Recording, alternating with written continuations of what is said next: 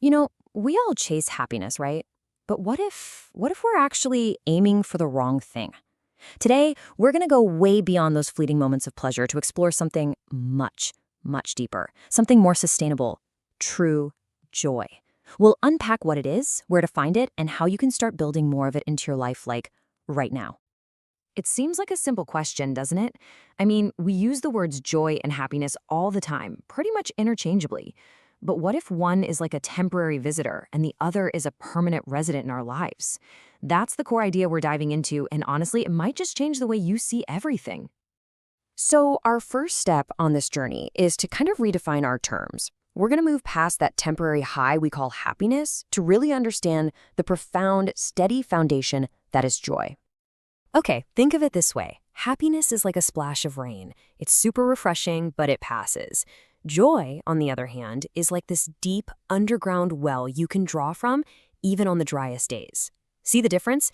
It's not just a feeling, it's a whole state of being, a sustained sense of contentment that truly enriches our lives from the inside out. But if joy is this deep, incredible state of being, where do we even begin to look for it? Well, turns out it's not in one single place. This is where we introduce the 5 key dimensions of joy. And you can think of this as your own personal map to discovering its sources in every little corner of your life. Yep, that's the magic number, 5. Because joy isn't just a single note. It's a rich chord, played through 5 distinct and really powerful dimensions of our lives. And here they are, all working together in harmony. Spiritual joy, that could be that feeling of total awe you get during a hike. Psychological joy, that's the pride you feel when you finally master a new skill. We feel emotional joy in a heartfelt hug. Physical joy is that amazing rush of energy after a good workout. And social joy is that feeling of true belonging when you're laughing with close friends. See, none of these exist on their own. They all weave together to create a truly joyful life. Okay, so knowing the map is great, but how do you actually travel the terrain, right? That's what this next section is all about. We're opening up the toolkit for joy, giving you 3 super practical techniques you can put into practice, well, today. First up, we have a tool that's not about building walls, but about tending to your own garden, setting boundaries. This is all about clearly and kindly defining your limits. It's basically saying yes to your own well-being, which creates the healthy space where joy can actually grow. Next, we've got a seriously powerful tool for your mind, reframing thoughts. Think of it like changing the lens on a camera. You're not changing the situation itself, not at all, but you are choosing to see it from a more constructive and empowering angle. It's about becoming the director of your inner monologue, not just an actor reading some negative script. And here's a perfect example of what I mean. A thought like, I always mess things up. Feels like a total dead end, right? But just look at the reframe. Everyone makes mistakes, and each one is a learning opportunity. Can you feel that shift?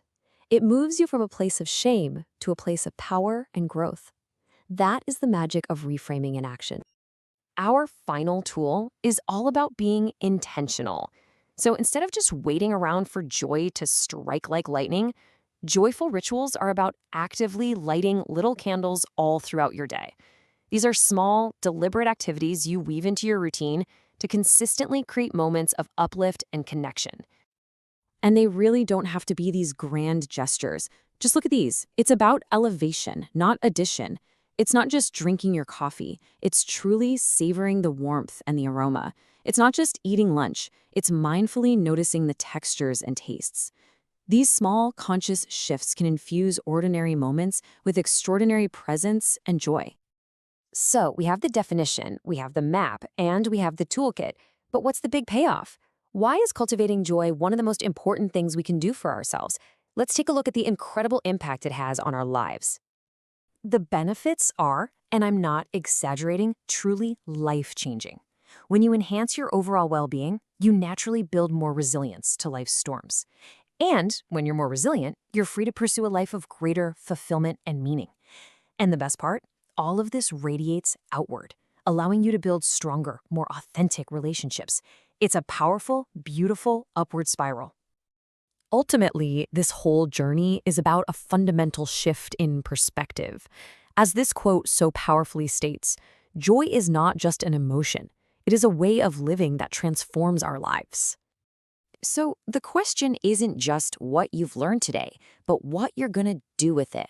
What's one small, joyful ritual you can commit to right now? The journey to a more joy-filled life begins not tomorrow, but with your very next intentional step. So, what will it be?